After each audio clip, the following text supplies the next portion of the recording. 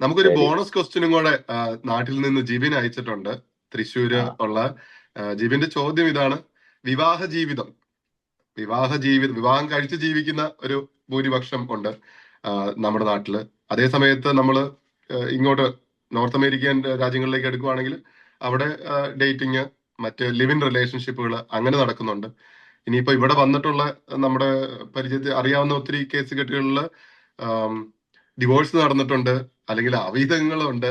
അപ്പം വിവാഹ ജീവിതവും വിവാഹം കഴിക്കാതെ മനുഷ്യർ ജീവിക്കുന്നതും അങ്ങനത്തെ ഒരുപാട് എക്സാമ്പിളുകൾ, അല്ലെങ്കിൽ അങ്ങനത്തെ ഒരു ജീവിതം, ഇതിൽ ശരിയും തെറ്റും ഉണ്ടോ? അല്ലെങ്കിൽ എന്താണ് ആ ഒരു വിവാഹ ജീവിതം അല്ലെങ്കിൽ വിവാഹം കഴിക്കാതെയുള്ള ജീവിതത്തിന്റെ മനുഷ്യന്റെ ലക്ഷ്യങ്ങൾ?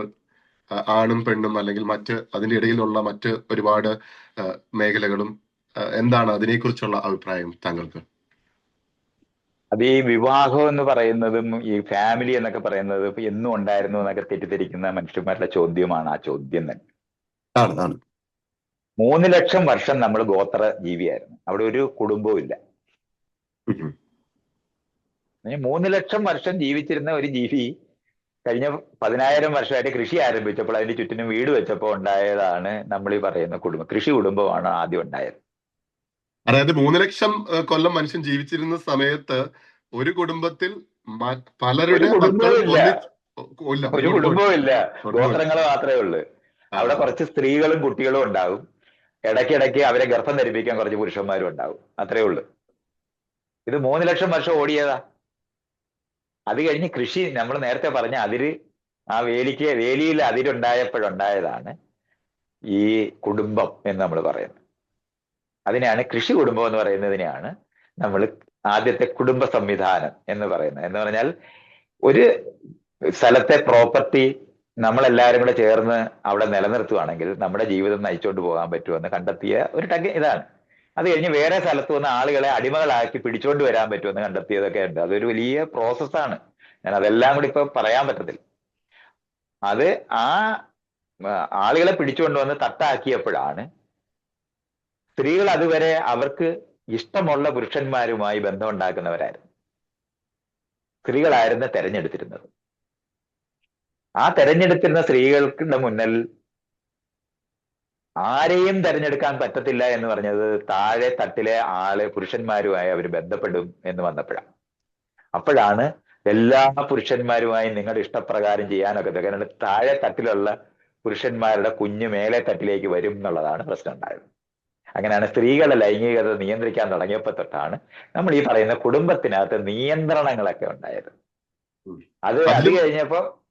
അത് കഴിഞ്ഞപ്പോൾ സെലക്ട് ചെയ്ത് ഞങ്ങൾ നിരത്തി നിർത്താം. അതിനെയാണ് സ്വയംവരം എന്ന് പറയുന്നത്. സ്വയംവരം എന്ന് പറഞ്ഞാൽ സ്ത്രീ ഇഷ്ടമുള്ളവരെ എടുക്കുക എന്നുള്ള അർത്ഥമല്ല. ഞങ്ങൾ സെലക്ട് ചെയ്ത് നിർത്തുന്നവരിൽ നിന്ന് നിങ്ങൾ സെലക്ട് ചെയ്യണമെന്ന് പറയുന്നിടത്തായിരുന്നു ആദ്യം. അപ്പോഴും തമ്മിലടിക്കുന്ന പ്രശ്നം കൂടിയപ്പോ ആ പ്രശ്നം പരിഹരിക്കുന്നതിന് വേണ്ടി കന്യാദാനം എന്ന് പറയുന്നത് ആരംഭിക്കുന്നത്. അങ്ങനെയാണ് അച്ഛൻ കൈ പിടിച്ചു കൊടുക്കുന്ന ആളുണ്ടായത്. ഇതൊക്കെ വലിയ പ്രോസസ്സാണ്. അത് ഒത്തിരി പറയേണ്ടതുണ്ട്. ഞാനത് എൻ്റെ ഈ മറ്റേ പുസ്തകം, ഞാൻ വീഡിയോ പുസ്തകം ഒരു 37 ചാപ്റ്റർ ഉള്ളത് പറഞ്ഞിട്ടുണ്ട്. അതിനകത്ത് ഇതൊക്കെ ലിങ്ക് വളരെ നമുക്ക് താഴെ ഉൾപ്പെടുത്താം. അങ്ങനെ ആ പുസ്തകത്തിൽ ഇതിന്റെ ഡീറ്റെയിൽസ് ഉണ്ടെങ്കിൽ മുഴുവൻ ഡീറ്റെയിൽസ് ഉണ്ട്. വളരെ വിശദമായിട്ട് ഞാൻ ഇത് മുഴുവൻ പറഞ്ഞിട്ടുള്ളതാണ്. ഒരു 37-38 ചാപ്റ്ററോളം വരും. അത് ഞാനും എൻ്റെ ഒരു കൂട്ടുകാരനും കൂടെ ഇപ്പൊ നമ്മൾ രണ്ടുപേരും ഇരുന്ന കാര്യം പറയുന്ന പോലെ പറഞ്ഞിട്ടുള്ളതാണ്. അപ്പൊ അതിനകത്ത് വളരെ വിശദമായി പറഞ്ഞിട്ടുള്ളത് കൊണ്ടാണ് ഞാനത് മനസ്സിലാക്കാനുള്ളത്. തട്ട് സമൂഹത്തിന്റെ യുക്തികൾ വന്നപ്പോഴാണ് സ്ത്രീകൾക്ക് തെരഞ്ഞെടുപ്പ് നഷ്ടപ്പെട്ടത്.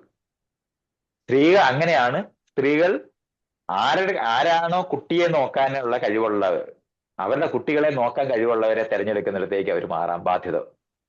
അപ്പോഴാണ് ധനമുള്ളവരുടെ ഭാര്യമാരായ, അങ്ങനെയാണ് ധനമുള്ള ആരാണോ സ്വത്ത് കയ്യേറി അവരുടെ കയ്യിൽ വെച്ചിരിക്കുന്നവർക്ക് കൂടുതൽ മേറ്റിനെ കിട്ടും എന്ന് വന്നപ്പോഴാണ് രാജാക്കന്മാർക്ക് 2000-3000 ഭാര്യമാരും ബാക്കിയുള്ളവർക്കൊക്കെ 1-2 ഒക്കെ ആയത്. അങ്ങനെയാണ്.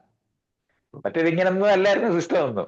അങ്ങനത്തെ സിസ്റ്റങ്ങളൊന്നും ഇല്ലായിരുന്നു. ഇതെല്ലാം കഴിഞ്ഞ് ഒരാൾക്ക് വേണ്ടി പുരുഷന്മാരുടെ ബലം എന്ന് പറയുന്നത് പരസ്പരം പോരടിച്ചിട്ട് ഒരാളുടെ മെച്ചപ്പെട്ട ആളാണെന്ന് കാണിക്കാൻ വേണ്ടിയാണ് ഈ ബലം ഉണ്ടായത്. അല്ല പുരുഷന്മാർ അധ്വാനിച്ച് കുടുംബം വളർത്താൻ ഉണ്ടായതല്ല ബലം.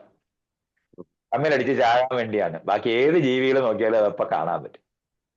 അപ്പൊ രാജാവിന്റെ പ്രജകളായി തീർന്ന ആൾക്കാർ തമ്മിലടിച്ച് ചത്ത രാജാവിനാണ് നഷ്ടം. അപ്പൊ രാജാവ് പറഞ്ഞ ആ പണി അങ്ങനെ വേണ്ട, അങ്ങനെ ചാകണ്ട, എല്ലാവർക്കും ഓരോ പെണ്ണിനെ വെച്ച് തരാ എന്ന് പറയുന്നിടത്താണ് വിവാഹം ഉണ്ടായത്. ഇതുകൊണ്ടാണ് രണ്ടുപേര് തമ്മിൽ കല്യാണം കഴിക്കുമ്പോൾ നടുക്ക് രാജാവ് കയറി നിൽക്കുന്ന പ്രമാണത്തിൽ നമ്മൾ ഒപ്പിടണ്ടേ. ഉണ്ട് ഉണ്ട് ഉണ്ട്. ആ അതാ പ്രമാണത്തിൽ അതങ്ങനെ രാജാവ് നടുക്ക് ആള് സാക്ഷിയായിട്ട് വന്നത് അങ്ങനെയാണ്. ആ രാജാവിന്റെ പ്രോസസ്സിനകത്ത് ബന്ധപ്പെട്ടാണ് നമ്മൾ ഈ കാണുന്ന വിവാഹങ്ങളെല്ലാം ഉണ്ടായത്. രണ്ടുപേര് തമ്മിൽ, രണ്ട് പുരുഷന്മാര് തമ്മിൽ അടിച്ച് അയാളുടെ ഒരു പ്രജ നഷ്ടപ്പെട്ടു പോകാതിരിക്കാൻ വേണ്ടിയുള്ള ഇൻഷുറൻസ് ആയിട്ട് അതോടെ സ്ത്രീകളുടെ കംപ്ലീറ്റ് തെരഞ്ഞെടുപ്പ് ഇല്ലാതായി. അങ്ങനെയാണ് സ്ത്രീകൾക്ക് തിരഞ്ഞെടുക്കാൻ കഴിയാത്തവരായി പുരുഷന്മാര് പെണ്ണ് കാണുന്നിടത്തുമൊക്കെ എത്തിച്ചേരുന്നത് അങ്ങനെയാണ്.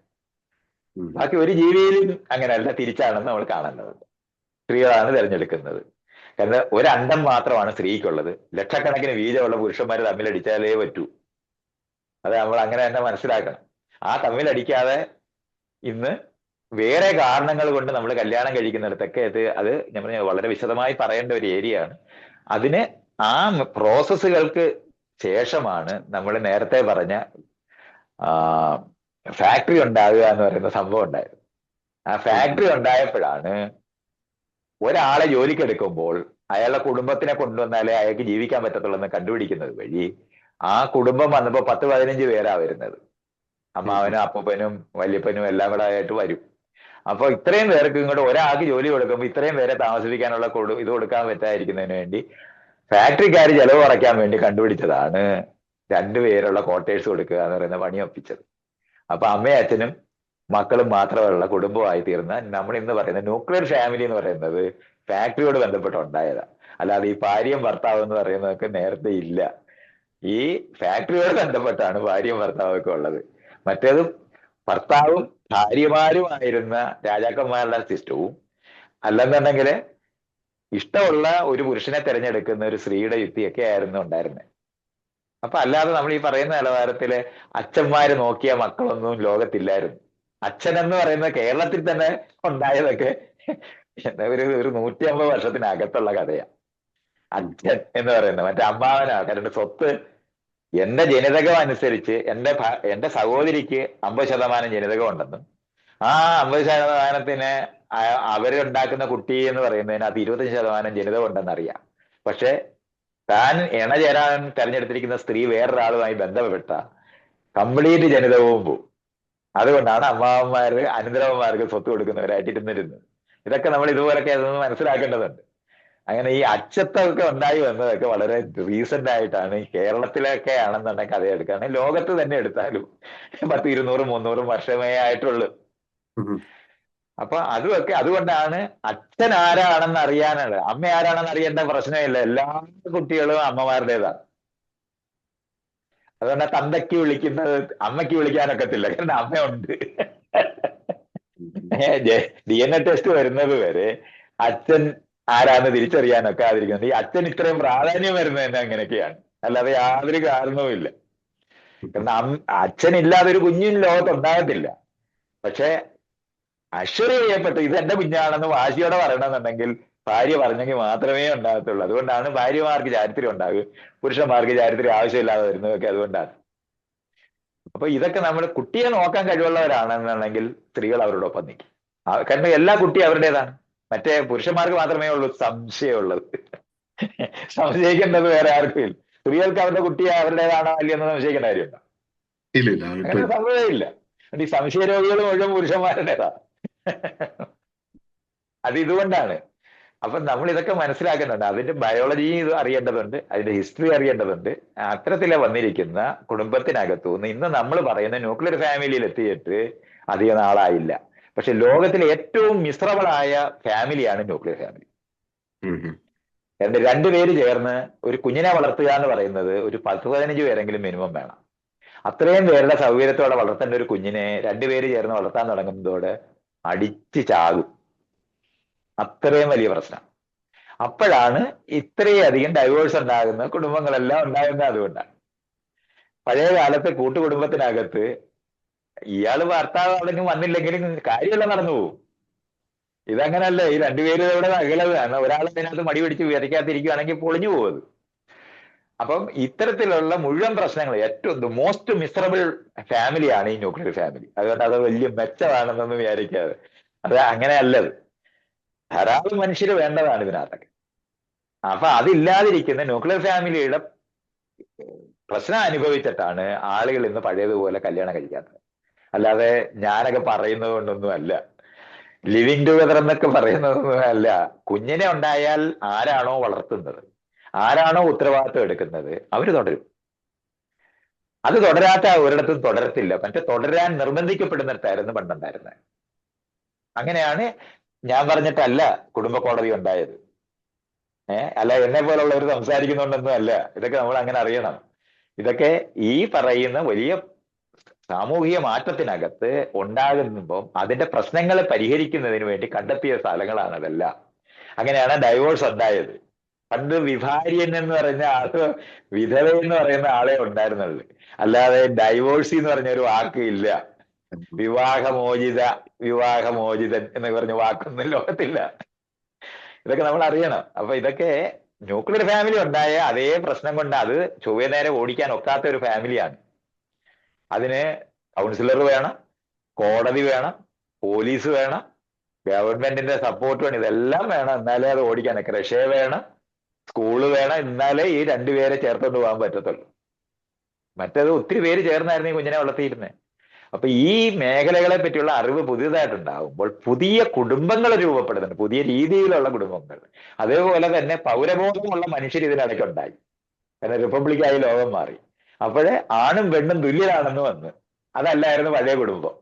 ന്യൂക്ലിയർ ഫാമിലി രൂപപ്പെടുന്ന സമയത്ത് പോലും ഈ പുരുഷ ഗ്രഹനായകനും ബാക്കി പരിവാരങ്ങളും മാത്രമുള്ള സ്ഥലമായിരുന്നു. അവിടെ രണ്ടുപേരുള്ള വീടുണ്ടായപ്പോഴാണ് പുത്തൻ പ്രശ്നങ്ങളുണ്ടായത്. അതുകൊണ്ട് ജനാധിപത്യപരമായിട്ടുള്ള പുത്തൻ അറിവും പൗരബോധ നിർമ്മാണവും കൂടെ ചേർന്ന് പുതിയ കുടുംബങ്ങൾ രൂപപ്പെടുക എന്നുള്ളതാണ് ആവശ്യം. അവിടെ പലര് ചേർന്ന് ഒന്നിച്ച് ജീവിക്കുകയൊക്കെ ചെയ്യേണ്ടതുണ്ട്. രണ്ടുപേര് ചേർന്ന് കുഞ്ഞിനെ വളർത്താൻ പറ്റില്ല. സ്കൂള് വേണം, ക്രഷേ വേണം, നഴ്സറി വേണം, ആയമാര് വേണം, ഇതെല്ലാം വേണം. എന്നാലേ കുട്ടിയെ വളർത്താനൊക്കത്തുള്ളൂ. ഈ പ്രശ്നത്തിനെ പറ്റി അഡ്രസ് ചെയ്ത് മനസ്സിലാക്കാമെങ്കിൽ എന്തുകൊണ്ടാണ് ഇങ്ങനെ പിരിയുന്നതെന്ന് കാണാൻ പറ്റും. വരുമാനമുള്ള സ്ത്രീകൾ മറ്റു വരുമാനം കൊടുക്കാതെ അവരെ പട്ടിണിക്കിട്ട് പീഡിപ്പിച്ചായിരുന്നു ഈ കുടുംബം സമാധാനപൂർണമായി കൊണ്ട് നടത്തിയിരുന്നത്. അതിന്റെ മുഴുവൻ വില ഈ സ്ത്രീകളായിരുന്നു കൊടുത്തിരുന്നത്. ആ കൊടുക്കുന്നിടത്തുനിന്ന് മാറി പുരുഷനും സ്ത്രീകളും വരുമാനമുള്ളവരാക്കി മാറ്റുമ്പോൾ കുട്ടിയെ നോക്കാൻ ആരുമില്ലാതായി. അപ്പൊ പ്രശ്നമായി. അപ്പോഴാണ് നമ്മൾ ഇന്ന തരത്തിലുള്ള പലതരത്തിലുള്ള കുടുംബങ്ങൾ പിരിഞ്ഞു പോകുന്നതും. ഒരു കുട്ടിയെ ഇപ്പോ ഒരു വരുമാനമുള്ള സ്ത്രീക്ക് ഒറ്റയ്ക്ക് വളർത്താവുന്നതുള്ള, കാരണം അവര് കുട്ടിയെ വളർത്തി തന്നെ ആദ്യമേ തൊട്ട് നോക്കുന്നുണ്ട്. പക്ഷെ എന്നാലും അവർ മിശ്രബിളാവും, ഭയങ്കരമായിട്ട് മിശ്രബിളാവും. കാരണം കുഞ്ഞ് കരയുന്ന സമയത്തൊക്കെ നമ്മൾ വർക്ക് അറ്റ് ഹോം എന്ന് പറഞ്ഞിരിക്കുന്ന മുറിക്കാതിരിക്കാനൊക്കത്തില്ല. പുറത്ത് കുഞ്ഞിരുന്ന് കരയും. ഭയങ്കര പ്രശ്നമാണ് ഇതൊക്കെ. അപ്പൊ നമ്മൾ അത് മുഴുവൻ ഇതുപോലെ മനസ്സിലാക്കേണ്ടതുണ്ട്. അപ്പൊ പുതിയ കുടുംബ ബന്ധങ്ങളും കുടുംബ രൂപീകരണങ്ങളും നടക്കുക എന്നുള്ളത് മാത്രമാണ്. അതിന് നമ്മളിപ്പോ ബ്ലെൻഡഡ് ഫാമിലി എന്നാണ് പുതിയ ഫാമിലിയെ പറയുന്നത്.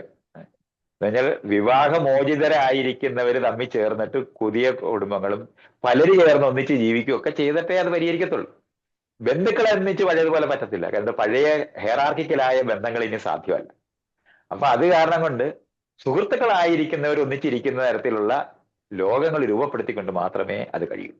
അപ്പൊ ബ്ലെൻഡഡ് ഫാമിലി എന്ന് പറയുന്ന നിലവാരത്തിൽ എന്ന് പറഞ്ഞാൽ കുട്ടികളുള്ളവർ തമ്മിൽ രണ്ടുപേർക്കും കുട്ടികളുണ്ട്, അവര് തമ്മിൽ പുതിയതായിട്ട് രൂപപ്പെടും.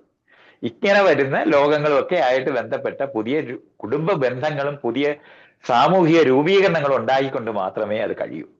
അല്ലാതെ ആരെങ്കിലും പറഞ്ഞിട്ടോ ഒന്നും അല്ല, നമ്മൾ ഉപദേശിക്കുന്നത് വഴിയൊന്നും അല്ല അത്.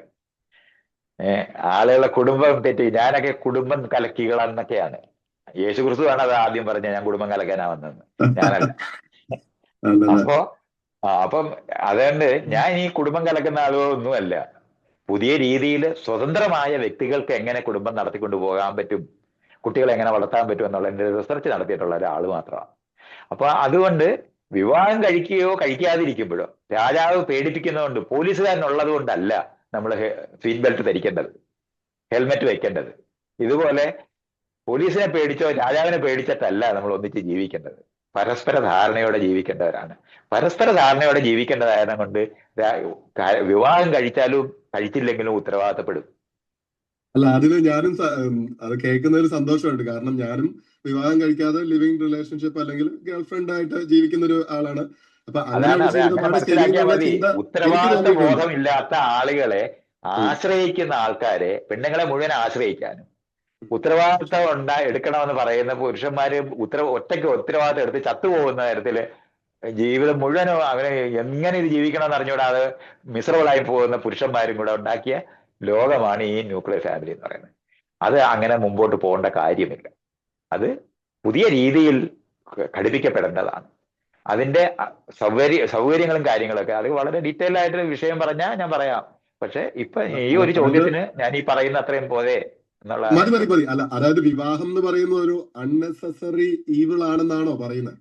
അല്ലല്ല, അതൊരു കാലഘട്ടത്തിനകത്ത് കാളവണ്ടിയാണ്. ഒരു കാലഘട്ടത്തിലുണ്ടായത് അപ്ഗ്രേഡ് അത് മാറിക്കൊണ്ടിരിക്കുന്നതാണ്. ലോകത്തിനകത്ത് പുതിയ രീതിയിൽ മൈഗ്രേറ്റ് ചെയ്യുന്നത്, ട്രാൻസ്ഫർ ഉള്ള ഒരാൾ എങ്ങനെയാണ് കുടുംബത്തിലിരിക്കുന്നത്? ഗൾഫിൽ താമസിച്ചുകൊണ്ട് കുടുംബം നോക്കുന്നതെന്നാ പറയുന്നത്. എങ്ങനെ പറ്റും? കുഞ്ഞിനെ എങ്ങനെ നോക്കും? കാശ് അയച്ചു കൊടുത്താൽ പിന്നെന്തോ ഈ ചർച്ചയൊക്കെ എന്തുവാ? ഈ അച്ഛന്മാര് കുട്ടിയെ നോക്കാന്ന് പറഞ്ഞാൽ നോക്കുന്നേ ഇല്ല. കാശ് അയച്ചു കൊടുക്കുന്നവർ മാത്രമാണ്. 24 മണിക്കൂർ അറ്റൻഷൻ ആവശ്യമുള്ളതാണ് ഒരു കുട്ടി. ആർക്ക് കൊടുക്കാൻ പറ്റും? അധ്വാനിക്കുന്നവർക്ക് ആർക്ക് കൊടുക്കാൻ പറ്റും? അതുകൊണ്ടാണ് കള്ളം പറഞ്ഞിട്ടൊക്കെ നമ്മൾ വെറുതെ പറയുകയാണ് ചെയ്യുന്നത്. അങ്ങനല്ലത്. സഫർ ചെയ്താ ഈ ജീവിക്കുന്നേ, ഒരു കാര്യമില്ലാതെ ഈ സഫർ ചെയ്യുന്നത്. ഇത് എന്താണെന്ന് മനസ്സിലാക്കാതെ പഴയ കാളവണ്ടി നമ്മുടെ പ്ലെയിനകത്ത് കയറ്റാൻ നോക്കുന്ന പോലാണ് ഈ വിവാഹം. കാളവണ്ടി എന്റെ അച്ഛൻ തന്നതാ, അതും കൊണ്ടേ ഞാൻ പോകത്തുള്ളെന്ന് പറഞ്ഞിട്ട് പ്ലെയിനിൽ ഈ കാളവണ്ടി കയറ്റാൻ നോക്കിയാൽ ഭയങ്കര പാടല്ലേ? അതാ പ്രശ്നം. ഇതുപോലൊക്കെ മനസ്സിലാക്കണം. അതുകൊണ്ട് ലോകം മാറിപ്പോയെന്നും പുതിയ രീതിയിൽ ഇതിന് ഉത്തരങ്ങൾ കണ്ടുപിടിക്കേണ്ടതുണ്ടെന്നും പുതിയ രീതിയിലെ ബന്ധങ്ങൾ ഉണ്ടാക്കിയെടുക്കേണ്ടതാണെന്നും കുട്ടികളുടെ ജീവിതത്തിനകത്ത് നമ്മൾ എങ്ങനെയാണ് അതിന്റെ റോള് പ്ലേ ചെയ്യുന്നത് എന്നുള്ളതാണ് അറിയേണ്ടത്.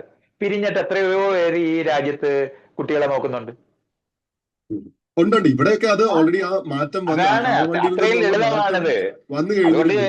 അതുകൊണ്ടാണ് ഞാൻ പറഞ്ഞത്, നമ്മുടെ നാട്ടിനകത്ത് കാറിനകത്ത് കാളവണ്ടി കയറ്റുന്ന മനുഷ്യന്മാരുടെ ലോകത്താണ് അവർ അവിടെ ജീവിക്കുന്നത്. അത്രേ അർത്ഥമേ ഉള്ളൂ, വേറെ അർത്ഥമൊന്നുമില്ല. ഇനിയിപ്പോ അങ്ങനെ ഒരു തിരിച്ചറിവ് വിവാഹം കഴിഞ്ഞ് നിൽക്കുന്ന ബുദ്ധിമുട്ടിലൂടെ ഒന്നിച്ചു പോകാൻ ശ്രമിക്കുന്നവർക്ക് തിരിച്ചറിവ് വന്നു, അവര് മാറി രണ്ടായിട്ട് സ്പ്ലിറ്റ് ആയി മൂവ് ഓൺ ചെയ്യാൻ ശ്രമിക്കുകയാണെന്നിരിക്കട്ടെ. പക്ഷെ അപ്പോ ഈ ആ കാളവണ്ടി ചിന്താഗതി ഇപ്പോഴും ഉള്ള ആൾക്കാര് ഈ പ്രോസസ്സിനെ ഒരു റെഡ് ഫ്ലാഗ് ആയിട്ട് കാണുന്നത്. അങ്ങനെയാണ് അത് തെരഞ്ഞെടുപ്പ് തെറ്റാണെന്ന് പഠിപ്പിക്കുന്ന അതേ ആൾക്കാർ തന്നെയല്ലേ? അതെ, പള്ളി അമ്പലം ഉണ്ടാക്കി അതിനകത്തെല്ലാം പോകണമെന്ന് പഠിപ്പിക്കുന്നവരും അത് തന്നെയാണ്. അതങ്ങനെയാണ്. ആളുകളെല്ലാം ഒരേ വിഭാഗം മനസ്സിലാക്കിയാൽ മതി. നേരത്തെ ഞാൻ പറഞ്ഞില്ലേ, മതം ഉപയോഗിച്ച് രാഷ്ട്രീയത്തിനകത്ത് ആൾക്കാരുടെ വോട്ട് പിടിക്കാൻ പറ്റുമെന്ന് ആലോചിക്കുന്നവന്മാർ ഇതേ വരികൾ തന്നെ പറയും. ഒരു വിഭാഗമാണത്. അത് ഭൂരിഭാഗമാകുമ്പോഴാണ് ബുദ്ധിമുട്ട്.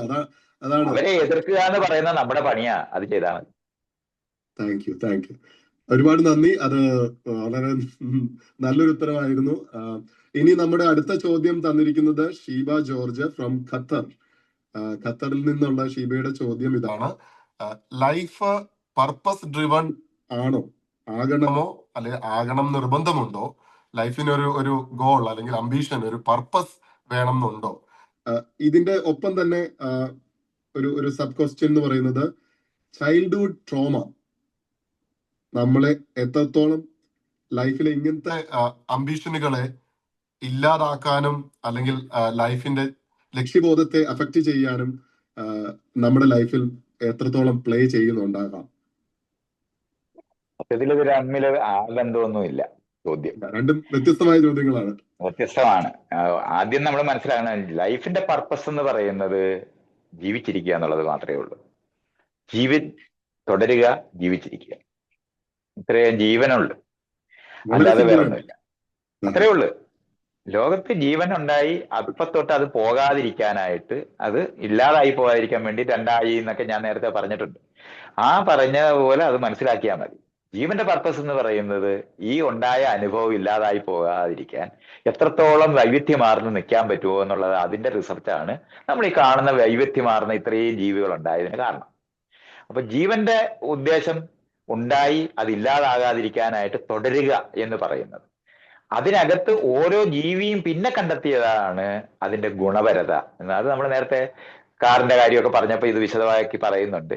എന്താണ് നമ്മളെ ഈ സൈഡിലേക്ക് എന്ന് പറഞ്ഞാൽ വെർട്ടിക്കലായിട്ട് നമ്മൾ തുടരുക എന്ന് പറയുന്നതിനെ പോലെ തന്നെ ജീവിതത്തിന്റെ ഗുണനിലവാരം ഉയർത്തുക എന്ന് പറയുന്ന സാധനം വരുന്നത്. ആ ഗുണനിലവാരം ഉയർത്തുന്ന കാര്യങ്ങളിനകത്ത് വ്യാപൃതമാകുന്നത് ഓരോ കാലഘട്ടത്തിനകത്ത് ചെറിയ ചെറിയ ലക്ഷ്യങ്ങളായി മാറും. അതുകൊണ്ട് ലക്ഷ്യങ്ങളുടെ ഒരു പരമ്പര ഉണ്ടാവും. എന്ന് പറഞ്ഞാൽ ഇപ്പൊ എനിക്ക് കാളവണ്ടിയാണുള്ളത്, അത് മാറ്റി കാറ് മേടിക്കണം എന്ന് പറയുന്ന തരത്തിലുള്ള പർപ്പസുകൾ ജീവിതത്തിന് വരും. ഏത് സന്ദർഭത്തിനകത്തും വരും. അത് നമ്മൾക്ക് ഇയാൾക്ക് ഇപ്പോ അവിടുന്ന് അമേരിക്കയിലോട്ട് വരണം, ഇന്ത്യയിൽ നിന്ന് വരണം എന്ന് പറഞ്ഞാൽ അതൊരു ലക്ഷ്യമായി മാറും. അപ്പൊ അതിന് വിസ എടുക്കുന്നതിനും അതിന് ടിക്കറ്റ് എടുക്കുന്നതിനും എല്ലാം നമ്മൾ ചെയ്യേണ്ടി വരും. അപ്പൊ അങ്ങനത്തെ കൊച്ചു കൊച്ചു പർപ്പസുകളുടേതായ ഒരു കൂട്ടായ്മ ജീവിത നിലവാരം ഉയർത്തുന്ന സ്ഥലങ്ങളിൽ എപ്പോഴും ഉണ്ടാവും.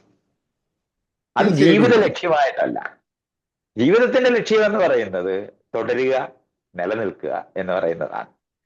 അതിനുവേണ്ടി അത് കുഞ്ഞിനെ ഉണ്ടാക്കി നിലനിൽക്കുക എന്ന് പറയുന്നത് മാത്രമാണ്. അത് വേറെ മീനിങ് ഒന്നുമില്ല. നമ്മളെ പോലെ സങ്കീർണ ജീവികൾക്കാണ് ഈ കുഞ്ഞുണ്ടാകുന്ന യുക്തി തന്നെ ഉള്ളത്.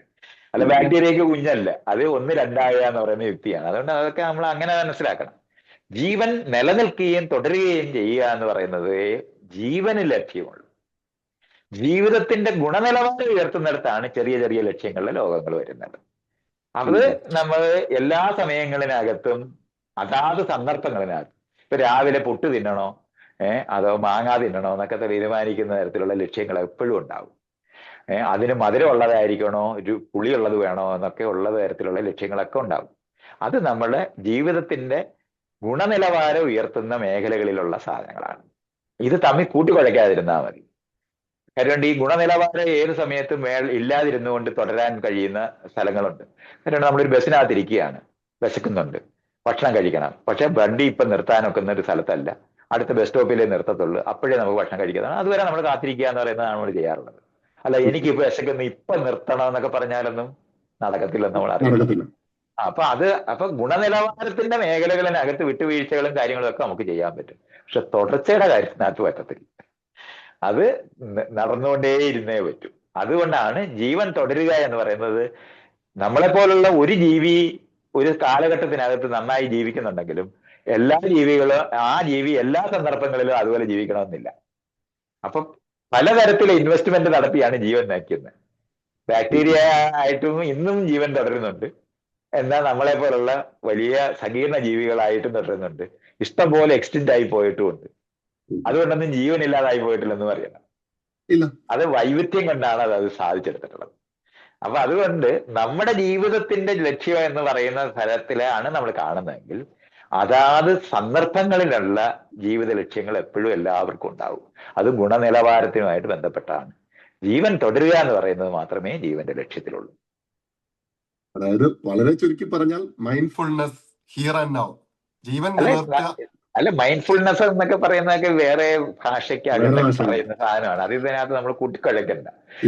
ജീവിതത്തിനകത്ത് പറഞ്ഞാൽ ഒരേ സമയത്ത് തന്നെ നമ്മൾ ഹൊറിസോണ്ടലായിട്ടും വെർട്ടിക്കലായിട്ടും അത് പഠിക്കണം. വെർട്ടിക്കലായിട്ട് വരുന്നതാണ് തുടർച്ചയും നിലനിൽപ്പെന്ന് പറയുന്നത്. നിലനിൽക്കുക എന്ന് പറയുന്നതാണ് ജീവന്റെ ലക്ഷ്യം. അത് തുടരുക എന്ന് പറയുന്നതിന് ടെക്നോളജി വികസിപ്പിച്ചിട്ടാണ് അത് ചെയ്തിട്ടുള്ളത്. അത് നടന്നുകൊണ്ടേയിരിക്കും. അത് വൈവിധ്യമാർന്ന രീതിയിൽ വ്യത്യസ്തമായ സന്ദർഭങ്ങളിൽ ജീവിക്കാൻ വിവിധമായ തരത്തിൽ ശ്രമിക്കുന്നത് വഴി വൈവിധ്യമാർന്ന ജീവികളായി മാറിയിട്ടുണ്ട്. അതില് പറ്റാത്ത സാധനങ്ങളെല്ലാം എക്സ്റ്റെൻഡ് ആയി പോയിക്കൊണ്ടേയിരിക്കും. അതുകൊണ്ട് ജീവൻ ഇല്ലാതായി പോവുക എന്ന് പറയുന്ന പ്രോസസ് അല്ല. ജീവൻ തുടർന്ന് അന്ന് തൊട്ട് ഇന്ന് വരെ തുടരുന്നുണ്ട്. അതുകൊണ്ട് അതാണ് അതിന്റെ കോമൺ ലക്ഷ്യം. എന്ത് ജീവജാലമാണെങ്കിലും ജീവൻ നിലനിർത്തുന്നതിന് വേണ്ടിയുള്ള ബേസിക് ആയിട്ടുള്ള അന്നജം കിട്ടി. അതാണ് നമ്മൾ വ്യക്തിപരമായി ഓരോ ജീവിക്കും ഒരു ലക്ഷ്യമുണ്ടെന്നുള്ളത് നമ്മൾ ജീവന്റെ തുടർച്ചയിലാണ് ഉള്ള ഒരു ഘടകം മാത്രമാണ് നമ്മളൊന്ന് അറിയേണ്ടത്. അതാണ് ആളുകൾക്ക് എപ്പോഴും മിസ് ചെയ്യുന്ന ഒരു സ്ഥലം. നമ്മളാണ് ജീവിക്കുന്നത്, നമ്മളല്ല ജീവിക്കുന്നത്, ജീവനാണ് തുടരുന്നത്. നമ്മൾ അതിനകത്ത് ഒരു എക്സ്പ്രഷൻ മാത്രമാണ്. നമ്മൾ ചത്തുപോയി നിലനിൽക്കാൻ വേറൊരു നമ്മുടെ അനിയൻ നിലനിന്നാൽ മതി. അതുകൊണ്ടാണ് നമ്മൾ ആത്മഹത്യ ചെയ്യുകയും ഒരാൾ ചാകാൻ പോകുമ്പോൾ ചാടി രക്ഷിക്കാൻ പോയിട്ട് നമ്മൾ ചത്തുപോവുകയൊക്കെ ചെയ്യുന്നത്. ജീവൻ തുടരുന്നതിന് വേണ്ടി ശ്രമിക്കുമ്പോഴും അതിനകത്ത് മറ്റു മരണങ്ങൾക്ക് പ്രസക്തിയില്ല. യുദ്ധമൊക്കെ ചെയ്യുന്നത് അങ്ങനെയാ. അതിപ്പോ ചോദ്യത്തിൽ നിന്നും വേറെ വളരെ സൂക്ഷിച്ചു ആളുകൾക്ക് ഇങ്ങനെ വിഷയങ്ങൾ അറിയാതാണ് ഈ ചോദ്യമൊക്കെ ആളുകൾ തന്നെ ചോദിക്കുകയും നമ്മളിത് പറയുമ്പോൾ സങ്കീർണമായിട്ട് ഇത് മനസ്സിലാക്കേണ്ടത്. ഇപ്പം ഒരു അമ്മ 1000 കുഞ്ഞുങ്ങൾക്ക് ഇത് കൊടുത്തിട്ട് അതിന്റെ ആഹാരമായി മാറുന്നിടത്താണ് നിന്നിരുന്നത്. ഈ അമ്മയെ തന്നെ അങ്ങ് തിന്നു. അതുപോലെ തന്നെ പുരുഷൻ ലൈംഗിക ബന്ധത്തിൽ ഏർപ്പെട്ട് കഴിഞ്ഞാൽ അപ്പൊ തന്നെ അമ്മ അയാളെ അങ്ങ് തിന്നു. ഇങ്ങനെയൊക്കെ നിന്നിരുന്ന സ്ഥലമാണ്. ഒരു എന്താണ്, പൂച്ച പ്രസവിച്ചാൽ ആദ്യത്തെ കുഞ്ഞിനെ അങ്ങ് തിന്നും. എന്നിട്ടാണ്, കാരണം അത് എണ്ണീറ്റ് പോയി ഭക്ഷണം കഴിക്കാനൊക്കത്തില്ല, പാല് കൊടുക്കുക, ഈ ബാക്കിയുള്ളതിന് പാല് കൊടുക്കണം. അപ്പൊ അവിടുന്ന് പോകാനൊക്കെ അതിന് ജീവൻ നിലനിർത്താൻ വേണ്ടിയാണ് ആ കുഞ്ഞിനെ തിന്നുന്നത്. അത് കുഞ്ഞിനെ തിന്നുന്നത് അമ്മ അങ്ങനെ കുഞ്ഞിനെ തിന്നാമെന്നൊക്കെ ചോദിക്കുന്ന ചോദ്യമൊക്കെ നമ്മൾ ചുമ്മാ ചോദിക്കുന്ന ചോദ്യം എന്നേ ഉള്ള അർത്ഥമുള്ളൂ. നമ്മുടെ മൂത്ത മോനെ പട്ടാളത്തിൽ വിട്ടിട്ട് ബാക്കിയുള്ള മക്കളെ വളർത്തുക എന്നുള്ള ടെക്നോളജി ആയിരുന്നു പണ്ടത് ഉള്ള അമ്മമാര് ചെയ്തിരുന്നത്. നെഞ്ചത്ത് വെട്ടുകൊണ്ടാൽ നിന്നെ ഞാൻ ബഹുമാനിക്കും, പുറത്ത് വെട്ടുകൊണ്ടാൽ ഞാൻ ബഹുമാനിക്കത്തില്ല എന്നൊക്കെ പറഞ്ഞ് പാട്ടൊക്കെ ഇതിനകത്തുണ്ട്. അതൊക്കെ ചെയ്യുന്നത് മുഴുവനും എരി കയറ്റി വിടും. 2 കുഞ്ഞുങ്ങളെ കൊലയ്ക്ക് കൊടുത്ത് ബാക്കിയുള്ളവരെ വളർത്തുക എന്ന് പറയുന്നത് ഒക്കെ ചെയ്തിട്ടുള്ള ലോകത്താണ് നമ്മളുള്ളത്. ഇതൊക്കെ നമ്മൾ അറിയണം. അപ്പൊ ജീവൻ തുടരുക എന്ന് പറയുന്നതാണ് പ്രധാന ലക്ഷ്യം. അതിനകത്ത് ഗുണപരതയുടെ ലോകത്താണ് നമ്മൾ ഈ പറയുന്ന പർപ്പസസ് എന്ന് പറയുന്ന സാധനങ്ങൾ ഇഷ്ടം പോലെ എന്നും ഉണ്ടാകും. പർപ്പസ് അല്ലെങ്കിൽ സക്സസ് അല്ലെങ്കിൽ ഒരു പർപ്പസ് ഡ്രിവൺ ലൈഫ് ഉണ്ടാവണം എന്ന് പറയുന്നത്. ഇപ്പം എഞ്ചിനീയർ ആയിട്ട് പഠിക്കുന്ന അതൊക്കെ പറയുന്നതൊക്കെ ഈ ആളുകളെ ഉപയോഗിക്കുന്ന യുക്തിക്കകത്ത് നിൽക്കുന്ന മറ്റ് സമൂഹത്തിനകത്തൊന്നുണ്ടായ ഒത്തിരി കാര്യങ്ങൾ അതിനകത്തുണ്ട്. അത് നമ്മൾ അറിയേണ്ടതുണ്ട്. അതുകൊണ്ടാണ് ഞാൻ പറഞ്ഞത്, അമ്മ നീ ആണ് ധീരൻ, നീയാണ് നിന്റെ അനന്തരവരെ അനിയന്മാരെ അനിയത്തിവരെ രക്ഷിക്കേണ്ടത്, അതുകൊണ്ട് പടയാളിയായിട്ട് നീ പോ എന്ന് പറയുമ്പോൾ അവൻ കൊല്ലപ്പെടാനാണ് പോകുന്നതെന്ന് അറിഞ്ഞുകൊണ്ട് തന്നെയല്ലേ അത് ചെയ്യുന്നേ. അങ്ങനെയാണ് ആ മൂല്യങ്ങൾ വന്നിട്ടുള്ളത്. ഈ ആദ്യത്തെ കുഞ്ഞുങ്ങളെ കൊണ്ടുപോയി കുരുതി കൊടുത്തിട്ടാണ് ഈ ബാക്കിയുള്ളതിനെ സംരക്ഷിച്ചിരുന്നത്. എല്ലാ വീട്ടിൽ നിന്നും പട്ടാളക്കാരെ കൊടുക്കണം. അപ്പൊ ആരെങ്കിലും കൊടുക്കണ്ടേ? കൂട്ടത്തിൽ നീയാണ് എടുക്കണം എന്ന് പറഞ്ഞ് ഒരുത്തിനെ എരികേറ്റി അമ്മ വിടും. ആ അമ്മ കണ്ണിച്ചോര ഇല്ലാതാ ചെയ്തതെന്നുള്ള കാര്യം നമുക്ക് അറിഞ്ഞൂടെ? പക്ഷെ ജീവന്റെ തലത്തേക്ക് അത്രേ ആവശ്യമുള്ളൂ. ജനിക്കുന്ന എല്ലാ കുഞ്ഞുങ്ങളും ജീവിച്ചിരിക്കുന്ന ലോകത്തല്ല ഉണ്ടായിട്ടുള്ളത്. ഇതൊന്നും ഇങ്ങനെയല്ല. അതെല്ലാം നമ്മൾ അറിയണം. ലക്ഷക്കണക്കിന് ബീജം ഉണ്ടായിട്ട് അതിൽ ഒരു ബീജമാണ് ഉപയോഗിക്കപ്പെടുന്നത്. എന്ത് ന്യായമാണുള്ളത്? ബാക്കിയുള്ള ബീജങ്ങളുടെ കാര്യം എന്താണ്? ഒരണ്ടമാണ്. അങ്ങനത്തെ ഒരു മര്യാദയുള്ള ലോകമാണ് ഉണ്ടായത്. അങ്ങനൊന്നും അല്ല ലോകം. ദൈവം ഉണ്ടാക്കിയെന്ന് പറഞ്ഞാൽ ഒറ്റ അടി ദൈവത്തിന് കൊടുക്കേണ്ടി വരത്തില്ലേ? ഒരൊറ്റ കാരണം കൊണ്ട് തന്നെ. അല്ല, അവിടെ ഒരു ആശയപരമായിട്ടുള്ള ഒരു ചോദ്യം ചോദിച്ചോട്ടെ, ഒരു സംശയം ചോദിച്ചോട്ടെ. ഇപ്പം നമ്മൾ അങ്ങനെ ജീവൻ നിലനിർത്താൻ വേണ്ടി മാത്രം ജീവിക്കുന്ന ഒരു ജീവിയായി മാറിക്കഴിഞ്ഞാൽ, അല്ലെങ്കിൽ ഒരു മാനിനെ എടുത്തു കഴിഞ്ഞാൽ, മാന് പുല്ല് തിന്നുന്നു, അത് ജീവൻ നിലനിർത്തുന്നു, ജീവിക്കുന്നു. അപ്പം അതിൽ നിന്ന് മനുഷ്യർക്ക് ഒരു വ്യത്യാസം എന്ന് പറഞ്ഞു കഴിഞ്ഞാൽ ഈ പറഞ്ഞ വ്യത്യാസത്തിനെ പറ്റി ഞാൻ നേരത്തെ വളരെ വിശദമായിട്ട് പറഞ്ഞിരുന്നു. എങ്ങനെയാണ് അവരുടെ ജീവിത നിലവാരം ഉയർത്തുന്നതിനെ പറ്റി നമ്മൾ സംസാരിച്ചു കഴിഞ്ഞതാണത്. അപ്പൊ ആ സംസാരത്തിന്റെ ഒരു ഇതിൽ നിന്ന് കാമ്പെടുത്തോണ്ട് ഞാൻ പറയാൻ ഉദ്ദേശിക്കുന്നത്, ആ ഒരു ജീവിത നിലവാരം ഉയർത്തുന്നതല്ലേ ജീവിത ലക്ഷ്യമായിട്ട് ഇപ്പോഴത്തെ സമൂഹത്തിൽ ഞാൻ പറഞ്ഞാല് ജീവൻ തുടരുക എന്ന് പറയുന്നിടത്ത് ജീവിത നിലവാരം ഉയർത്താൻ പോകുന്ന ആൾക്കാരെല്ലാം കൊല്ലപ്പെട്ടു പോവുകയൊക്കെ ചെയ്യും. അതുകൊണ്ടാണ് ഞാൻ പറഞ്ഞ ഒരു ബീജം ഉപയോഗിക്കപ്പെടുമ്പോൾ ബാക്കിയുള്ള ബീജം ചത്തുപോകുന്നതിന് ന്യായമൊന്നുമില്ല. അങ്ങനെ എല്ലാവർക്കും ന്യായം കൊടുക്കുന്നതും നീതി കൊടുക്കുന്നതുമായ ഒരു ഭൂമിയോ പ്രപഞ്ചമോ ഇവിടെ ഇല്ല. മനുഷ്യനിർമ്മിതമായ നീതിയെ ഉള്ളെന്ന് അറിയുകയും വേണം. ഇതൊക്കെയാണ് ഞാൻ നേരത്തെ പറഞ്ഞത്. ഇതൊക്കെ അത് മനസ്സിലായാൽ പിന്നെ ചോദ്യം ഇങ്ങനെ ചോദിക്കാകത്തില്ല.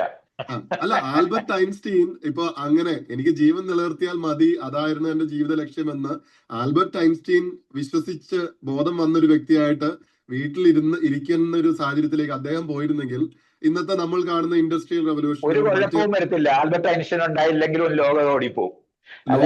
പക്ഷേ ഈ കാളവണ്ടിയിൽ നിന്ന് കാറിലേക്കുള്ള മാറ്റം വരുന്നില്ലല്ലോ. ഞാൻ പറയുന്നത് ആൽബർട്ട് ഐൻസ്റ്റീനെ വിചാരിച്ചിട്ടല്ല അയാൾ ഓരോന്ന് കണ്ടുപിടിക്കുന്നതൊക്കെ. അതൊക്കെ വെറുതെ ഇങ്ങനെയൊക്കെ പറയാതെ. അയാൾ അങ്ങനെ രാവിലെ എണ്ണിച്ചിട്ട് ഞാൻ കുറെ കണ്ടുപിടിച്ചു കളയാന്ന് തീരുമാനിച്ചിട്ടൊന്നും ഉള്ളതല്ല. അയാളുടെ കണ്ണ് കാണുന്നത് പോലെ തന്നെയാണത്. അതുപോലെ തന്നെ ഇയാൾ രാവിലെ എണ്ണിച്ചിട്ട് ആ ഒരു പർപ്പസ് ഡ്രിവൺ ആയിട്ട് ഏതെങ്കിലും ഒരു വ്യക്തി പർപ്പസ് ഡ്രിവൺ എന്ന് പറയുന്നത് അയാളുടെ വകയല്ലെന്ന്. ആയിക്കോട്ടെ, പക്ഷെ ആളെന്ന് തെറ്റിദ്ധരിക്കുന്നത് കൊണ്ടാണ് ഈ ചോദ്യം ചോദിക്കുന്നത്. നിങ്ങൾ ഒറ്റയ്ക്ക് ജനിക്കാനൊക്കത്തില്ല. നമ്മൾ ആദ്യം മനസ്സിലായി, നിങ്ങൾ ഒറ്റയ്ക്ക് ജനിക്കുന്നില്ല. നിങ്ങൾ ഒറ്റയ്ക്ക് കാട്ടി ജനിച്ചിട്ട് ഒന്നിച്ചു കൂടിയവരല്ല. കുഞ്ഞുങ്ങളായിട്ട് ജനിക്കത്തുള്ളു. ഉം. അപ്പൊ നമ്മൾ മനസ്സിലാക്കാനുള്ള നമ്മളിൽ ആയിരക്കണക്കിന് ഇൻവെസ്റ്റ്മെന്റ് നടന്നു കഴിഞ്ഞ ഒരു കുട്ടിയാണ്. അപ്പൊ ഇൻവെസ്റ്റ്മെന്റ് ഹെറിഡിറ്ററി ആയിട്ട് നമുക്ക് ഈ കഴിഞ്ഞിട്ടുണ്ട്. സ്കിൽ ഉണ്ടെന്നാണ് പറയുന്നത്, ഈ അത് നോളജും നമ്മുടെ സ്കില്ലും. ഇൻവെസ്റ്റ്മെന്റ് എന്ന് വെച്ചാൽ ഇംഗ്ലീഷ് ഭാഷയോ അല്ലെങ്കിൽ ജർമ്മൻ ഭാഷയോ പഠിപ്പിച്ചത് ആൽബർട്ട് ഐൻസ്റ്റീൻ ഒറ്റയ്ക്കാണോ? അല്ല, എന്തോ ഒരുപാട് അത് പേര് ഉപാധം കാലാകാലമായിട്ട് വന്ന. ഞാൻ അതുകൊണ്ടാണ് നമ്മളൊരു വലിയ തുടർച്ചയ്ക്കകത്ത് ഒരു എക്സ്പ്രഷൻ മാത്രമാണ്. അങ്ങനെ ഉം. വ്യക്തിഗതമായിട്ടുള്ള പർപ്പസ് ഒന്നും നമുക്ക് ഈ സത്യത്തിലില്ല. ഇല്ല. നമ്മൾ വലിയ ടീം വർക്കിലാണ്. അത് ജീവന്റെ വലിയ ടീം വർക്കിനകത്തെ ചെറിയ ചെറിയ തുരുത്തുകളാണ് ഓരോ സ്പീഷീസും. അതായത് താങ്കൾ തെറ്റിദ്ധരിക്കുക. പറയുന്നത് ഇപ്പൊ ആൽബർട്ട് ഐൻസ്റ്റീൻ അങ്ങനെ ചിന്തിച്ചും ചെയ്തില്ലെങ്കിലും അതുപോലെ ആൽബർട്ട് ഐൻസ്റ്റൈൻ അല്ല, മറ്റൊരാളും. അവന്റെ അച്ഛനായാലും ഒരുപോലെ എന്ന് ഞാൻ ഈ പറയുന്നു. വെറുതെ അതിങ്ങനെ പറയാതെ നമ്മൾ ഓക്കെ. മനസ്സിലാക്കാനുള്ളത് ഒരാളില വെക്കുന്നതല്ല. പിച്ചാത്തി കണ്ടുപിടിച്ചതിന്റെ പേര് നിങ്ങൾക്ക് അറിയാവോ? ഇല്ല. അപ്പൊ അത്രേ ഉള്ളു. അറിയപ്പെടുന്ന ഒരുത്തൻ എന്നുള്ളതേ ഉള്ളു, അല്ല വേറെ അർത്ഥമൊന്നും ഇല്ല. അല്ലാതെ ഇങ്ങനെ ആൽബർട്ട് ഐൻസ്റ്റൈന് ഉണ്ടായത് കൊണ്ടല്ല അതൊക്കെ പറയുന്നേ. അതുപോലത്തെ 1000 ആൽബർട്ട് ഐൻസ്റ്റൈന്മാര് ലോകത്തിരുന്ന് ഇന്ന് ഓരോന്ന് കണ്ടുപിടിച്ചോണ്ടിരിക്കുന്നുണ്ട്. ഉണ്ട് ഉണ്ട് നമുക്ക് ഉണ്ട്, ഒരു തീർച്ചയായിട്ടും. കാലത്ത് അറിയപ്പെട്ടു പോയ ഒരു മനുഷ്യൻ എന്നുള്ളത് അർത്ഥമേ ഉള്ളു. അല്ലാതെ വേറൊന്നും ഇല്ല. അതങ്ങനെ മനസ്സിലാക്കണം. നമ്മൾ വെറുതെ ഇങ്ങനെ ആളുകളിനകത്ത് എന്തോ കുത്തിയിരിക്കുന്നതെന്നൊക്കെ വിചാരിക്കാതെ, കോടിക്കണക്കിന് ജീവികൾ ഉണ്ടാകുന്നത് പോലെ തന്നെയാണ് കോടിക്കണക്കിന് മനുഷ്യരുണ്ടാകുന്നത്. അതിനകത്ത് ഒരു സന്ദർഭത്തിനകത്ത് ഒരു കുന്തമുന പോലെ ഒരാളായി മാറുന്ന ഒരു പോയിന്റിൽ അയാൾ നിൽക്കുന്നു എന്നുള്ള അർത്ഥമേ ഉള്ളൂ. അല്ലാതെ അതായത് ഞാൻ അതുവരെയുള്ള മനസ്സിലാക്കുന്നത് കണ്ടുപിടുത്തങ്ങളും ഞാൻ അതുവരെയുള്ള മനസ്സിലാക്കുന്നത് ശരിയാണെങ്കിൽ. കണ്ടുപിടുത്തങ്ങൾ മുഴുവൻ ആർജിച്ചുകൊണ്ട് മാത്രമേ അയാൾക്ക് തുടരാനൊക്കൂ. തുടർച്ചയാണത്. അറിവിന്റെ തുടർച്ച മാത്രമേ ഉള്ളൂ. അറിവിന്റെ തുടർച്ച ഉണ്ടാകുന്നില്ല എന്നുണ്ടെങ്കിൽ ഒരു ഐൻസ്റ്റൈനും ഉണ്ടാകത്തില്ല. അതായത് നമ്മളത് ഞാനൊന്ന് പറഞ്ഞോളൂ, ഇത് കറക്റ്റ് ആണോ എന്നൊന്ന് പറയാം. അതായത് ഈ പർപ്പസ് ഡ്രിവണും സക്സസും ഇതുമൊക്കെ നമ്മളിൽ കുത്തിത്തിരികി പ്രഷർ ചെലുത്തി മനസ്സിലായി. എനിക്ക് ഇയാളുടെ ഡിപ്രഷനിലേക്കൊക്കെ ചോദ്യം പോകാതെ. മനസ്സിലായി. ഞാൻ പറഞ്ഞ അത് ആ ചോദ്യം മനസ്സിലായതിനു ശേഷം തന്നെ പറയുകയാണ്. അങ്ങനല്ല ആ വിഷയം. നിങ്ങളുടെ ചോദ്യവും ഈ ലോകത്തിന്റെ ആ വീക്ഷണവും അല്ല ലോകം എന്നാണ് ഞാൻ ഈ പറയുന്നത്. ഐൻസ്റ്റൈൻ എന്ന് പറയുന്ന ആള് ഒരു കുന്തമുന പോലെ ഉണ്ടാകുന്നതാണ്. അല്ലാതെ അയാളുടെ അറിവെന്ന് പറയുന്ന അയാളുടേതല്ല. ഒരുപാട് കാലങ്ങളായിട്ട് വന്ന് ഒരുപാട് എത്രയോ പ്രോസസ്സുകളുടെ അതിനു മുമ്പുണ്ടായിരുന്ന മാക്സ്വെലും ഒക്കെ കണ്ടുപിടിച്ച സാധനത്തിന് ഇലക്ട്രോ മാഗ്നറ്റിസം ഒക്കെ അറിഞ്ഞെങ്കിൽ മാത്രമേ ഇവിടോട്ട് വരുള്ളൂ. തീർച്ചയായിട്ടും തീർച്ചയായിട്ടും. അപ്പൊ അതൊക്കെ നമ്മൾ അങ്ങനെ അറിയണം. അതൊക്കെ ഇങ്ങോട്ട് എടുത്തു മാറ്റി, ജർമ്മൻ ഭാഷ എടുത്തു മാറ്റി, ഇതെല്ലാം എടുത്തു മാറ്റിയിട്ട് ഐൻസ്റ്റീനെ എവിടെ കൊണ്ടുപോയി വെക്കും? ഞാൻ പറയാൻ ശ്രമിച്ചിരുന്നത്. അതുകൊണ്ടാണ് ഞാൻ പറഞ്ഞത്. അല്ല, എനിക്ക് ചോദ്യം മനസ്സിലായി. അതുകൊണ്ടാണ് അത് വിശദമായിട്ട് വീണ്ടും പറയുന്നേ. വ്യക്തികൾ ചേർന്നുണ്ടാകുന്നതല്ല സമൂഹം. അതാണ് ആ ചോദ്യത്തിലെ തെറ്റ്. വ്യക്തികൾ ചേർന്ന് സമൂഹം ഉണ്ടാകുമെന്ന് പഴയ കാലത്തെ മണ്ണക്കണയപ്പന്മാര് പഠിപ്പിച്ചിട്ടുണ്ട് നമ്മളെടുത്ത്.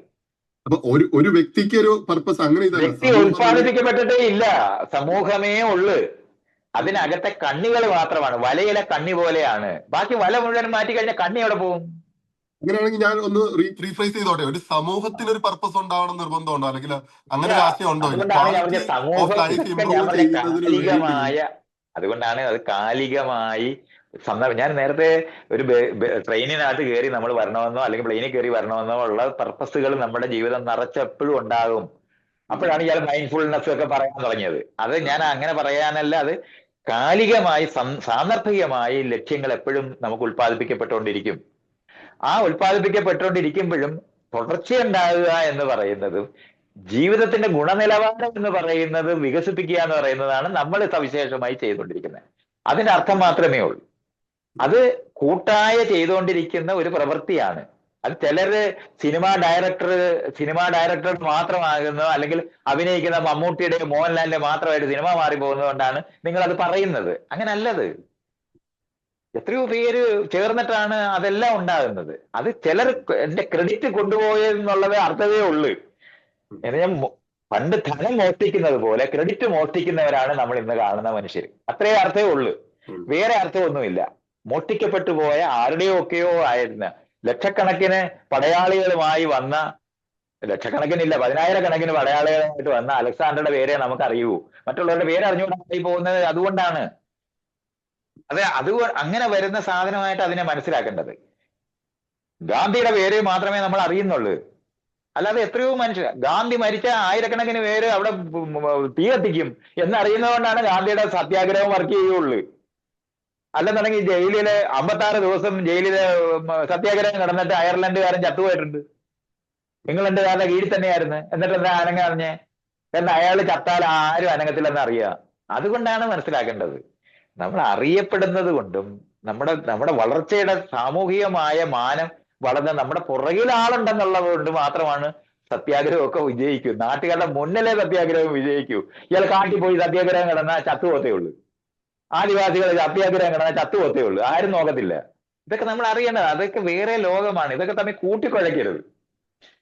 വിഷയങ്ങൾ നമ്മൾ പറയുമ്പോൾ നമ്മൾ മനസ്സിലാക്കാനുള്ളത്, പർപ്പസിനെ പറ്റി നമ്മൾ സംസാരിച്ചിരുന്ന വിഷയമാണ് ഞാൻ പറയുന്നത്. ജീവന് ഒരു പർപ്പസ് ഉണ്ട്. അത് നിലനിൽക്കുക എന്ന് പറയുന്നതും തുടരുക എന്ന് പറയുന്നതുമാണ്. അതിനു വേണ്ടിയാണ് ഇത്രയും വൈവിധ്യമാർന്ന ജീവനായി മാറിയത്. അത് അതിന്റെ ടെക്നോളജി അത് ഡെവലപ്പ് ചെയ്ത് അങ്ങനെയാണ്. ഏത് സന്ദർഭത്തിലും ജീവിക്കും, ആരായും ജീവിക്കും എന്ന് പറയുന്നതാണ് അതിന്റെ. ഇതിനകത്തുള്ള ഒരു ഘടകമാണ് നമ്മൾ ജീവിതത്തിന്റെ ഗുണനിലവാരം ഉയർത്തുന്ന ഒരു ജീവിയാണ്. അതുകൊണ്ടാണ് സമാന്തരമായ സന്ദർഭങ്ങളിനകത്ത് പർപ്പസുകൾ ഉണ്ടാകുന്നത്. അപ്പൊ ഒരു ജീവിതത്തിനകത്ത്, ഒരു കാലഘട്ടത്തിനകത്ത് ആളുകൾക്ക് അറിയുന്ന ഒരു പർപ്പസ് അവർ പറയും. ജോലി ഉണ്ടെങ്കിലേ ജീവിക്കാൻ പറ്റത്തുള്ളൂ. ഈ ആർട്ടിഫിഷ്യൽ ഇന്റലിജൻസ് വന്ന് സകല പണിയും മെഷീൻ ചെയ്യുവാണെങ്കിൽ നമ്മൾ എന്തിനാണ് ആ ജോലിയൊക്കെ ചെയ്യേണ്ടത്? ജോലി ചെയ്യേണ്ട ആവശ്യമില്ലാത്തവരാണ് നമ്മൾ. നമുക്ക് ഇഷ്ടമുള്ളത് ചെയ്യുന്നവരാണ് നമ്മൾ. നമുക്ക് സന്തോഷം തരുന്ന കാര്യങ്ങൾ ചെയ്യുക. നമുക്ക് ഇഷ്ടമുള്ളത് ചെയ്യുന്നവരാണ്. ഇഷ്ടമുള്ളത് ചെയ്യാൻ കഴിവുള്ള, അതിനാണ് നമ്മൾ ഈ ആർട്ടിഫിഷ്യൽ ഇന്റലിജൻസ് ഒക്കെ ഉണ്ടാക്കുന്നത്. നമുക്ക് സ്വാതന്ത്ര്യം ഉണ്ടാക്കാനുള്ള, ജീവിതത്തിന്റെ പ്രാഥമികമായ ആവശ്യങ്ങൾ ഫുൾഫിൽ ചെയ്യുന്ന ഏരിയകൾ മുഴുവനും പണിയെടുത്ത് ബാക്കിയുള്ള സംവിധാനങ്ങൾ കൊണ്ടൊക്കെ മറികടക്കുമ്പോൾ നമ്മൾ എല്ലാവരും സ്വതന്ത്രരായ പണക്കാരുടെ മക്കളായി നമ്മൾ മുഴുവൻ മനുഷ്യരും മാറുന്നത് ലോകത്തേക്കാണ് നമ്മൾ മാറേണ്ടത്. അതിനുള്ള ശ്രമമാണോ ഇപ്പൊ നടന്നുകൊണ്ടിരിക്കുന്നത്? അതാണ് അത്. പക്ഷെ അത് ഞാൻ പറഞ്ഞില്ലേ, കുറച്ചു പേര് കുത്തകയായിട്ട് ആ ധനം ഉപയോഗിക്കുന്നത് കൊണ്ടാണ് നമുക്കത് അനുഭവിക്കാൻ പറ്റാതെ പോകുന്നത്. അല്ലാതെ വേറെ പ്രശ്നമൊന്നുമില്ല. അത് നേരത്തെ ഉള്ള പഴയ രാജബോധത്തിൽ നിൽക്കുന്ന പ്രസിഡന്റുമാരും രാജബോധത്തിൽ നിൽക്കുന്ന പണക്കാരും നിൽക്കുന്നത് കൊണ്ടാണ്. അത് അവിടെയാണ് ജനാധിപത്യപരമായിട്ടുള്ള പൗരബോധ നിർമ്മാണത്തിനകത്തൂടെ അവരെ നേരിടേണ്ട ആവശ്യം നമുക്കുണ്ട്. അങ്ങനെയാണ് അത് മാറുന്നത്. അല്ലാതെ ഇന്ന് ലോകത്ത് ഇതുവരെ മനുഷ്യരുടെ ആർജിച്ചതിനേക്കാളും കൂടുതൽ ധനമുള്ള കാലത്താണ് ജീവിക്കുന്നത്. ഈ ധനം സകലർക്കും സ്വാതന്ത്ര്യം തരുന്നതാണ്. അത് കുറച്ച് ആൾക്കാരുടെ കയ്യിൽ ഒതുങ്ങിപ്പോയതാണ് നമ്മുടെ തെറ്റ്, നമ്മൾക്ക് വന്നിരിക്കുന്ന തെറ്റ്. അത് നമുക്ക് കറക്റ്റ് ചെയ്യേണ്ടതുണ്ട്. അത് ജനാധിപത്യപരമായിട്ട് കൈകാര്യം ചെയ്തെടുക്കേണ്ട ഒരു കാര്യമാണ്. അതിനെയാണ് നമ്മൾ ടാക്സ് ചെയ്യുക എന്ന് പറയുന്ന സാധനവും ഡിസ്ട്രിബ്യൂട്ട് ചെയ്യുക എന്ന് പറയുന്നതൊക്കെ ഉണ്ടാകേണ്ടത്. അങ്ങനെയാണ് ഇൻഫ്രാസ്ട്രക്ചർ ഡെവലപ്പ് ചെയ്യുന്ന സമൂഹങ്ങളിലാണ് ജനാധിപത്യം വികസിക്കുന്നത്. ഇന്ന് നമ്മൾ ഏറ്റവും കൂടുതൽ സെൻട്രലൈസേഷൻ നടന്നിട്ടുള്ള ഒരു സ്ഥലമാണ് ചൈന. പക്ഷെ ഏറ്റവും കൂടുതൽ ജനാധിപത്യപരമായിട്ടുള്ള ഇൻഫ്രാസ്ട്രക്ചർ ഉണ്ടായിരിക്കുന്ന രാജ്യവുമാണത്. അപ്പൊ നമുക്കിത് പലതരത്തിൽ അത് ചെയ്യാൻ പറ്റും എന്നതാണ്. അല്ലാതെ അമേരിക്കയിൽ ഉണ്ടായിരിക്കുന്ന പോലല്ല. അമേരിക്കയിൽ ഇത്രയധികം സ്വത്തുണ്ടായിട്ട് റോഡിൽ ആൾക്കാർ കിടക്കുന്നു എന്നുള്ളതാണ് യാഥാർത്ഥ്യം. അതെന്തൊരു അസംബന്ധമാണ്. അതുകൊണ്ടാണ് അത്തരത്തിലെ തെറ്റുകളെ കറക്റ്റ് ചെയ്യേണ്ടതല്ല. അതങ്ങനെ മനസ്സിലാക്കിയാൽ മതി. അതുകൊണ്ട് പർപ്പസ് എന്ന് പറയുന്നത് ജീവന്റെ വളർച്ചയ്ക്കകത്ത് അതിന്റെ വൈവിധ്യങ്ങളിലേക്കുള്ള യാത്രയുമാണ് ഉള്ളത്. അതാണ് ജീവന്റെ വശം. അതേ സമയത്ത് ഓരോ സ്പീഷീസിന് അതിന്റെ ജീവിത നിലവാരം ഉയർത്തുന്ന തലവും ഉണ്ട്. അതിനകത്ത് ഏറ്റവും കൂടുതൽ ജീവിത നിലവാരം ഉയർത്തുന്ന ഒരു ജീവിയാണ് മനുഷ്യൻ. അതുകൊണ്ടാണ് നമുക്ക് ഹൊറിസോണ്ടൽ ആയിട്ടുള്ള നമ്മുടെ ചുറ്റുപാടിനെ വികസിപ്പിക്കുന്നത് അനുകൂലമാക്കുന്ന പണികൾ കൂടുതലാണ്. അതുകൊണ്ട് കൊച്ചു കൊച്ചു ശൃംഖലയുള്ള പർപ്പസുകളുടെ ഘോഷയാത്രയാണ് നമ്മുടെ ജീവിതം. അങ്ങനെ മനസ്സിലാക്കി. അത് വളരെ നന്ദി. അതായത് ആഡംബരങ്ങളും മാടമ്പിത്തരങ്ങളും ഒക്കെ മാറി വളരെ ആഡംബരങ്ങൾ നേരത്തെ ഞാൻ നമ്മള് കാറിനെ പറ്റിയൊക്കെ പറഞ്ഞപ്പോൾ വളരെ കൃത്യമായിട്ട് ആ വിഷയം പറഞ്ഞിട്ടുണ്ട്. അതുകൊണ്ടാണ് ഞാൻ അവിടോട്ട് പോകാത്തത്. ഇയാൾ പഴയതിലേക്ക് വീണ്ടും പോകരുത്. ഞാൻ പറഞ്ഞെടുത്ത് നിൽക്കണം.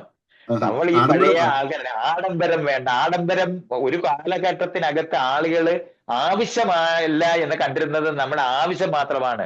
കാർ ആഡംബരമായിട്ട് കണ്ടിരുന്ന ഒരു കാലം ഉണ്ടെന്ന് അറിയണം. അതുകൊണ്ടാണ് അങ്ങനെ എൻ ബ്ലോക്ക് പറയരുത്. പഴയ ഭാഷ ഉപയോഗിക്കരുത് നമ്മള്.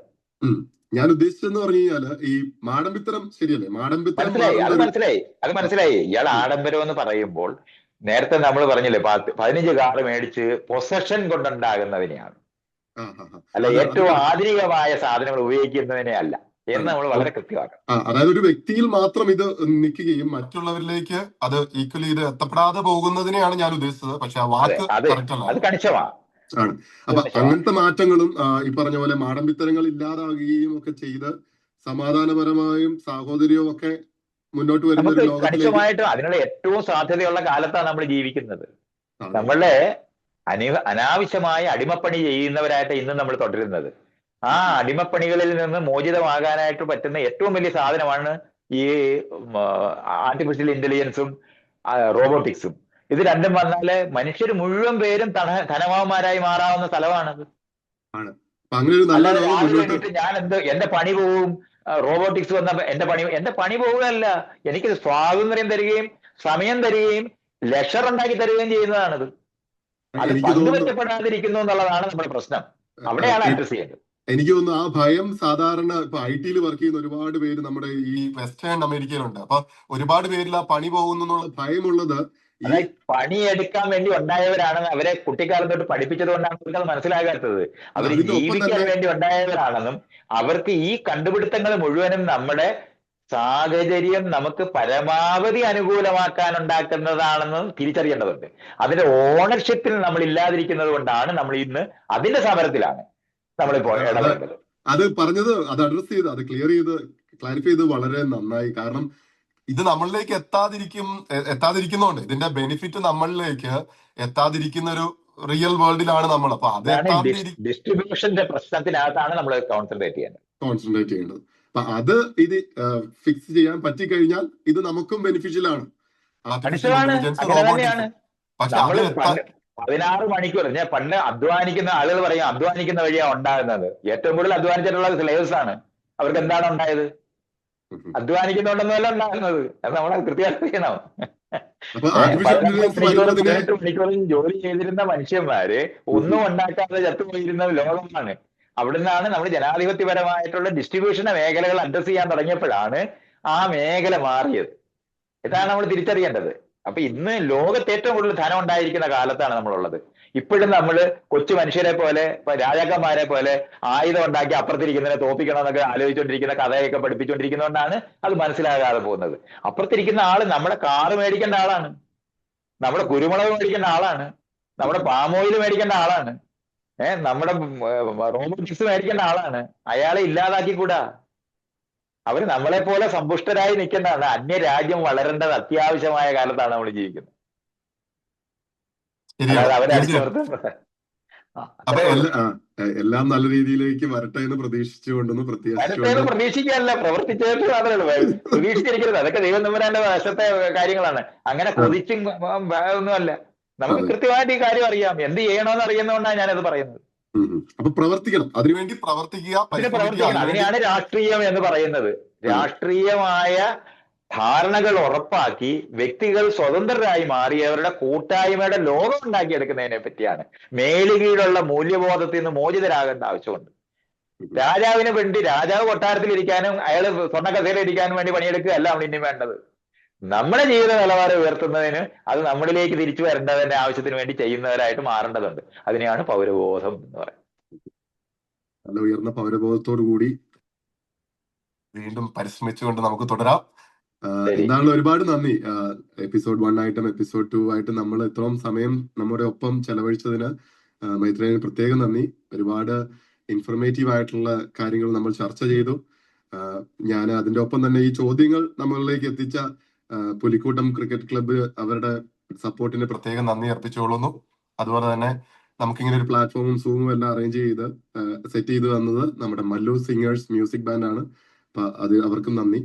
അതുപോലെ ഇത് നമ്മുടെ മീഡിയ പാർട്ട്ണർ ആയിട്ടുള്ള ന്യൂ ഡേ TV യൂട്യൂബിലേക്ക് നമ്മൾ ചെയ്തു തന്നിരിക്കുന്ന ന്യൂ ഡേ TVക്ക് ഒരുപാട് നന്ദി പറഞ്ഞുകൊണ്ട് നമുക്ക് ഇവിടെ ഈ ചർച്ച അവസാനിപ്പിക്കാം. ഈ ചർച്ച ഇനി ഇതുപോലത്തെ ഒരുപാട് ചർച്ചകൾക്ക് ഒരു തുടക്കമാകട്ടെ എന്ന് നമുക്ക് എന്ന് വേണേലും നിങ്ങൾക്ക് വിളിച്ചാൽ ഞാൻ സഹകരിക്കുന്നതായിരിക്കും. യാതൊരു സംശയമില്ല.